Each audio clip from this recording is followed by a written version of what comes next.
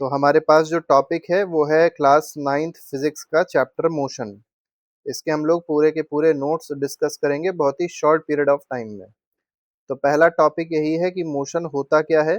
तो object is said to be in motion if position changes. ये बहुत important point है। क्या चेंज हो रही होगी? पोजीशन अगर चेंज हो रही होगी, किसके रिस्पेक्ट में? टाइम के रिस्पेक्ट में।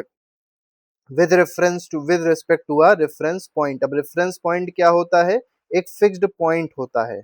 इसके रिस्पेक्ट में जैसे मान लो ये ऑब्जेक्ट ए पॉइंट पे था, अब ये ऑब्जेक्ट बी पॉइंट पे चला गया, तो इसका मतलब इस रेफरेंस पॉइंट के रिस्पेक्ट में इस बॉडी ने ए से बी तक मोशन किया। ठीक। तो मोशन का मतलब क्या होता है कि बॉडी में पोजीशन को चेंज करना है, पोजीशन चेंज होनी चाहिए with respect to time. Example है, एक कार मूव कर रही है तो मोशन में है, एक बर्ड फ्लाई कर रही है तो वो भी मोशन में है। इसके बाद आते हैं रेस्ट क्या होता है। तो कोई भी बॉडी रेस्ट में कब होती है? A body is said to be in rest if its position does not change. मतलब मोशन और रेस्ट दोनों क्या है? अपोजिट है। मोशन में पोजीशन चेंज हो रही होती है, रेस्ट में पोजीशन चेंज नहीं हो रही होती है।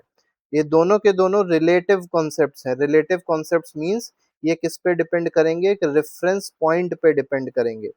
फॉर एग्जाम्पल, बहुत अच्छा एक एग्जाम्पल है, जैसे मान लो एक ट्रेन है, ठीक, और कोई ट्रेन में एक पर्सन बैठा हुआ है और बाहर वो देख रहा है ट्रेन मान लो इस डायरेक्शन में चल रही है और बाहर कोई पेड़ लगा हुआ है इस तरीका। ठीक है, बाहर मान लो क्या लगा हुआ है?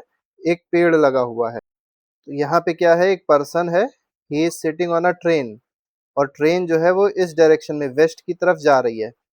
और यहाँ पर मान लो एक ट्री है। अब ट्री जो है, जब ये पर्सन क्या करता है, इस ट्री को देखता है तो ये ट्री इसको दिखाई पड़ता है कि ये पीछे की ओर जा रहा है। ठीक है, ये मोशन में दिखाई पड़ेगा। तो मतलब क्या हुआ कि ये जो रेस्ट है वो किसके रिस्पेक्ट, किसी ना किसी पॉइंट के रिस्पेक्ट में होता है। जैसे इस पर्सन के रेफरेंस, इस पर्सन को अगर रेफरेंस ले लोगे तो ये बॉडी तो रेस्ट में थी, लेकिन फिर भी वो किस में दिखाई पड़ रही है? मोशन में दिखाई पड़ रही है। इसी तरीके से अब अगर मान लो ये ट्री जो है, जब इस पर्सन को देखेगा, इस ट्री पे मान लो कोई एक पर्सन बैठा हुआ है और उस इंसान को देख रहा है जो ट्रेन के अंदर है, तो ट्रेन के अंदर इंसान चल तो रहा नहीं है, लेकिन फिर भी वो इंसान चलता हुआ आगे दिखाई पड़ेगा क्योंकि ट्रेन चल रही थी। ठीक है, तो इसीलिए कहा गया है कि ये दोनों के दोनों कॉन्सेप्ट्स कैसे होते हैं? रिलेटिव कॉन्सेप्ट्स होते हैं। नेक्स्ट टॉपिक है डिस्टेंस और डिस्प्लेसमेंट क्या होता है। तो डिस्टेंस क्या है? टोटल पाथ कवर्ड, या इसको ऐसे भी लिख सकते हैं length of actual path, length of actual path covered bye a body, length of actual path covered bye a body is called, ठीक है, covered by a body is called distance. ये बात याद रखनी है कि डिस्टेंस कैसी क्वांटिटी होती है? डिस्टेंस एक स्केलर क्वांटिटी होती है और ये हमेशा पॉजिटिव होगा, कभी निगेटिव नहीं हो सकता, कभी जीरो नहीं हो सकता।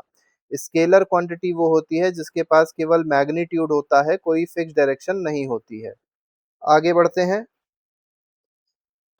तो डिस्प्लेसमेंट क्या है? Displacement is the shortest distance from initial to final position. तो इनिशियल और फाइनल पोजीशन के बीच में जो सबसे छोटी दूरी होती है उसको क्या कहते हैं? डिस्प्लेसमेंट कहते हैं। एग्जांपल बता देते हैं, जैसे मान लो ये हमारे पास है, तो ये इनिशियल पॉइंट हो गया और ये फाइनल पॉइंट हो गया। ठीक है, अब जैसे मान लो ये 2 है, ये 2 है, ये 2 है, ये 2 मीटर का है, तो अगर डिस्टेंस देखी जाएगी इस केस में तो 8 मीटर हो जाएगी, लेकिन डिस्प्लेसमेंट निकालने के लिए हम क्या करेंगे? इन दोनों पॉइंट्स को ज्वाइन करेंगे। अब हम ए और बी, ए बी की जब लेंथ निकालेंगे तो हम लोग को डिस्प्लेसमेंट मिल जाएगा। डिस्प्लेसमेंट कैसी क्वांटिटी होती है? वेक्टर क्वांटिटी होती है। ये जीरो हो सकती है, ये बात हम लोग को याद रखनी है कि डिस्प्लेसमेंट कैन बी जीरो। कब जीरो होगी? जब initial point and final point same होंगे। कभी भी बॉडी में इनिशियल पॉइंट और फाइनल पॉइंट सेम होते हैं तो उस केस में डिस्प्लेसमेंट क्या होता है? जीरो होता है। अब बात करते हैं डिफरेंस की, कि डिस्टेंस और डिस्प्लेसमेंट में डिफरेंस क्या होता है। तो पहला डिफरेंस तो दोनों की डेफिनेशन हो जाएगी कि length of actual path covered by the body is called distance, और shortest distance between initial and position and final position is called displacement. ठीक। Distance is a scalar quantity, displacement is a vector quantity. ये path पे depend करती है, लेकिन ये जो displacement होता है पाथ पे डिपेंड नहीं करता, ये हमेशा पॉजिटिव होता है और ये जीरो हो सकता है। अब ये पाथ पे डिपेंड करती है कि जैसे मान लो पाथ हमारा कुछ इस तरीके का है ये, ठीक, ये हमारा पाथ है। तो डिस्टेंस जब निकालोगे तो पूरे पाथ के ही लेंथ को ऐड करना पड़ेगा तो ही डिस्टेंस मिलेगा, लेकिन डिस्प्लेसमेंट जो है वो पाथ पे नहीं डिपेंड करेगा, वो इनिशियल पोजीशन और फाइनल पोजीशन पे केवल डिपेंड करता है। अब बात करेंगे हम लोग स्पीड की कि स्पीड क्या होती है। तो स्पीड होती है distance covered per unit time, is called speed. Speed का फॉर्मूला क्या होता है, डिस्टेंस अपॉन टाइम। अब बात अगर करी जाए यूनिट की, तो डिस्टेंस की यूनिट होती है मीटर, टाइम की यूनिट होती है सेकंड, तो स्पीड की यूनिट हो जाएगी मीटर पर सेकंड, पहली चीज। बात करते हैं टाइप्स ऑफ स्पीड, कितने तरीके की स्पीड होती है। तो पहला यूनिफॉर्म स्पीड होती है, तो यहाँ पर स्पीड क्या रहेगी, हमेशा कांस्टेंट अगर रह रही है, सेम रह रही है, बॉडी की स्पीड अगर सेम रहती है हर जगह, तो उसको यूनिफॉर्म स्पीड कहते हैं। नॉन यूनिफॉर्म स्पीड का मतलब क्या है, speed is not constant, speed लगातार क्या हो रही है, चेंज हो रही है, तो उसको क्या कहेंगे, नॉन यूनिफॉर्म स्पीड कहेंगे।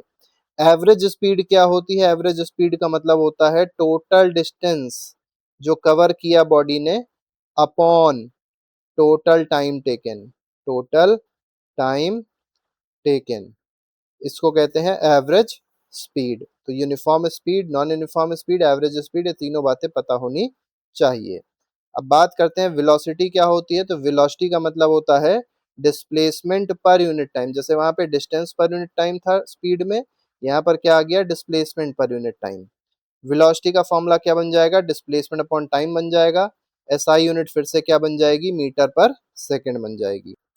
अब बात करते हैं वेलोसिटी जो है, क्योंकि ये वेक्टर क्वांटिटी है वेलोसिटी, तो इसके पास एक फिक्स्ड डायरेक्शन होती है। वेलोसिटी पॉजिटिव भी हो सकती है, निगेटिव भी हो सकती है और जीरो भी हो सकती है। जीरो कब होगी, व्हेन डिस्प्लेसमेंट इज जीरो, ठीक है। अब बात करते हैं स्पीड और वेलोसिटी में डिफरेंस क्या है। तो पहला डिफरेंस तो दोनों की डेफिनेशन हो जाएगी, तो ये हो जाएगा distance per unit time is called speed, velocity हो जाएगा displacement per unit time. Speed scalar quantity होती है, वेलोसिटी वेक्टर क्वांटिटी होती है।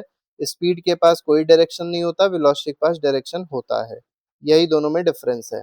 अच्छा, एक बात हम लोग को याद रखनी है कि जब भी किलोमीटर पर आवर में कोई भी हमको स्पीड दी होगी और हम लोग को उस स्पीड को मीटर पर सेकंड में कन्वर्ट करना होगा, ठीक है, तो इस केस में क्या हो जाएगा, it will be multiplied by 5/18। जैसे मान लो हम लोग को 90 किलोमीटर पर आवर दिया हुआ है, तो उसको पूछा गया कि मीटर पर सेकंड में कन्वर्ट करिए, तो क्या करना पड़ेगा, 90 इंटू 5/18 कर देंगे, तो हमारा मीटर पर सेकंड में हमको मिल जाएगा। लेकिन मान लो कोई भी हमको स्पीड मीटर पर सेकंड में दी हुई है and we have to convert into kilometre पर आवर, हमको किलोमीटर पर आवर में कन्वर्ट करना है, तो जैसे यहाँ पे 5/18 था, तो अब किससे मल्टीप्लाई करना पड़ेगा, 18/5 से। जैसे मान लेते हैं एक एग्जांपल है, 100 मीटर पर सेकंड दिया हुआ है और कहा गया we have to convert 100 metre पर सेकंड इनटू किलोमीटर पर आवर, तो क्या करना पड़ेगा, 100 इंटू 18/5 करना पड़ेगा। तो 5 टू ज़ा 10 जीरो, ये आ जाएगा 360 किलोमीटर पर आवर। तो इस तरीके से हम लोग कन्वर्जन कर सकते हैं। बात करते हैं एक्सेलरेशन की कि एक्सेलरेशन क्या होता है। एक्सेलरेशन होता है rate of change of velocity. SI unit की बात करी जाए तो मीटर पर सेकंड स्क्वायर होता है। इसकी अगर बात करें कैसी क्वांटिटी है, तो ये भी एक वेक्टर क्वांटिटी है। ये बात हम लोग को याद रखनी है कि एक्सेलरेशन जो है वेक्टर क्वांटिटी होती है। एक्सेलरेशन का फॉर्मूला क्या होता है, v minus you upon T होता है। तो formula v minus you upon T होता है एक्सेलरेशन का। इसके बाद बात करते हैं टाइप्स ऑफ एक्सेलरेशन। तीन तरीके के एक्सेलरेशन देखने को मिलेंगे। पॉजिटिव एक्सेलरेशन का मतलब होता है when final velocity is greater than initial velocity, मतलब गाड़ी धीरे धीरे करके अपनी स्पीड बढ़ा रही है, तो जब स्पीड बढ़ा रही होती है तो पॉजिटिव एक्सेलरेशन आता है। निगेटिव एक्सेलरेशन को क्या कहते हैं, रिटार्डेशन। तो अगर पूछा जाए व्हाट इज रिटार्डेशन, तो retardation is negative of acceleration, और ये कब होगा, when initial velocity is greater than final velocity. ठीक है, मतलब स्पीड जो है बॉडी की धीरे धीरे करके क्या हो रही है, कम हो रही है। तो जब बॉडी ब्रेक लगाती है, जब किसी व्हीकल में ब्रेक लगता है, then in that case retardation occurs.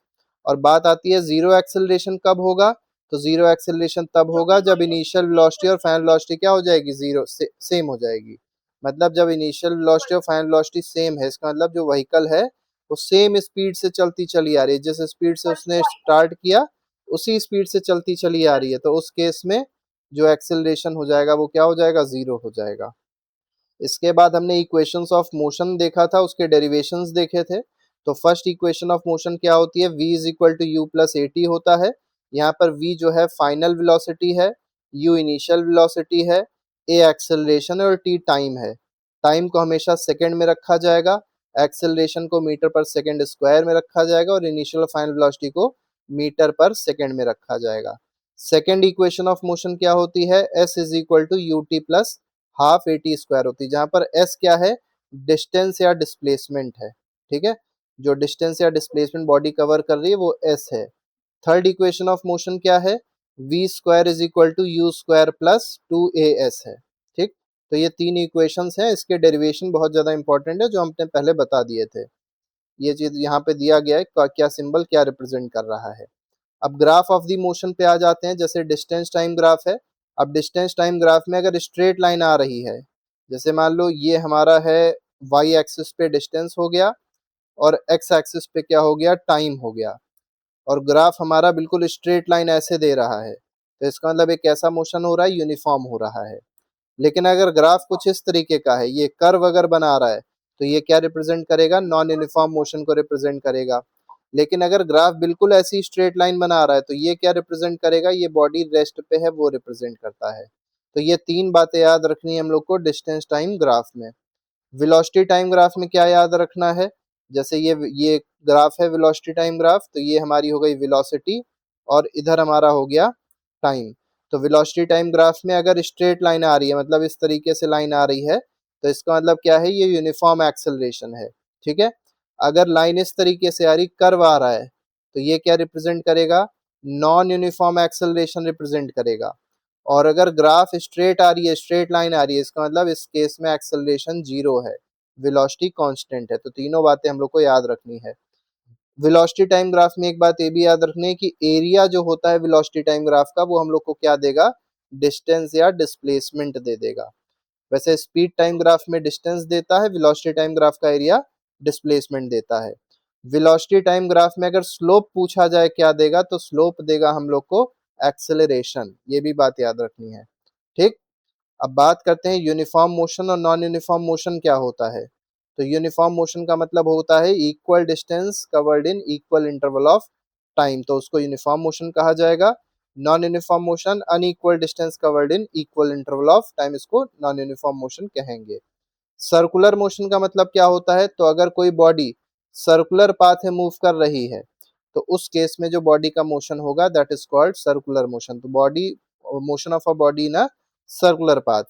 अब सर्कुलर पाथ में जब भी बॉडी मूव करेगी, तो याद रखना, अगर मान लो उसकी स्पीड बॉडी की 10 मीटर पर सेकेंड है, क्या है ये, स्पीड है, स्पीड इज कांस्टेंट, और कितनी कांस्टेंट है, 10 मीटर पर सेकेंड स्पीड है लगातार उसकी। लेकिन हर जगह पे हम क्या देख पा रहे हैं, बॉडी की डायरेक्शन चेंज हो रही है, और बॉडी की डायरेक्शन चेंज होने की वजह से स्पीड तो कांस्टेंट थी, लेकिन बॉडी की वेलोसिटी जो है that is not constant. Body की वेलोसिटी कांस्टेंट नहीं होगी, ये बात याद रखनी है हम लोग को। तो वेलोसिटी चेंज होती रहेगी सर्कुलर मोशन के केस में, क्यों चेंज होती रहेगी, due to change in direction. Circular motion का एग्जांपल पूछा जाएगा तो stone tied to a string, एक स्टोन लिया, उसको स्ट्रिंग से बांधा और घुमा रहे हैं उसको, तो सर्कुलर मोशन करेगा स्टोन। ठीक है, कुछ इंपॉर्टेंट कॉन्सेप्ट्स देख लो। मोशन जो होता है रिलेटिव होता है, ये बहुत इंपॉर्टेंट पॉइंट है कि डिस्टेंस जो होगी, या तो वो इक्वल होती है डिस्प्लेसमेंट के, या तो डिस्प्लेसमेंट से बड़ी होती है। कभी भी डिस्टेंस डिस्प्लेसमेंट से कम नहीं हो सकती, ये बात याद रखनी है। Velocity can be zero even when speed is not, तो वेलोसिटी जीरो हो सकती है लेकिन स्पीड जीरो नहीं हो सकती है। ठीक, एक्सेलरेशन कैन बी नेगेटिव, तो एक्सेलरेशन क्या हो सकता है, नेगेटिव हो सकता है। अब बात करते हैं इंपॉर्टेंट एग्जाम क्वेश्चंस क्या हैं, जैसे मोशन क्या होता है, स्पीड और वेलोसिटी में डिफरेंस क्या होता है बता दिया था। यहाँ पर डिराइव इक्वेशन ऑफ मोशन, ये कई बार क्वेश्चन आता है, हो सकता है फर्स्ट इक्वेशन दे दें, सेकंड इक्वेशन दे दे, थर्ड इक्वेशन दे दे, तो इक्वेशन ऑफ मोशन आनी चाहिए। ग्राफ से रिलेटेड क्वेश्चंस आते हैं कि कौन सा ग्राफ है, ये किस चीज का ग्राफ है, एरिया क्या देगा वेलोसिटी टाइम ग्राफ का, स्लोप क्या देगा वेलोसिटी टाइम ग्राफ का, ये सब पता होना चाहिए। ठीक है, न्यूमेरिकल्स भी कराए गए हैं, फर्स्ट इक्वेशन के, सेकंड इक्वेशन के, थर्ड इक्वेशन के, ये सारे के सारे न्यूमेरिकल इंपॉर्टेंट होते हैं। कुछ इंपॉर्टेंट मिस्टेक्स हैं जो बच्चे करते हैं, जैसे डिस्टेंस और डिस्प्लेसमेंट में बड़ा कंफ्यूजन होता है कि होता क्या है, तो इस पे ध्यान देना है। Ignoring direction in velocity, velocity में कभी भी डायरेक्शन को इग्नोर नहीं करना है। और एक्सेलरेशन का साइन, कई बार निगेटिव साइन आ रहा होता है तो लोग पॉजिटिव लगा देते हैं जबरदस्ती, तो साइन ध्यान देना है, साइन में कभी भी गड़बड़ी नहीं होनी चाहिए। ठीक है, क्विक रिवीजन देख लो। Speed is equal to distance upon time, velocity is equal to displacement upon time, acceleration is equal to change in velocity upon time. Equation of motion क्या होती है, v is equal to u plus a t, s is equal to u t plus half a t square, v square is equal to u square plus 2a। ऐसे तीन equations of motion है।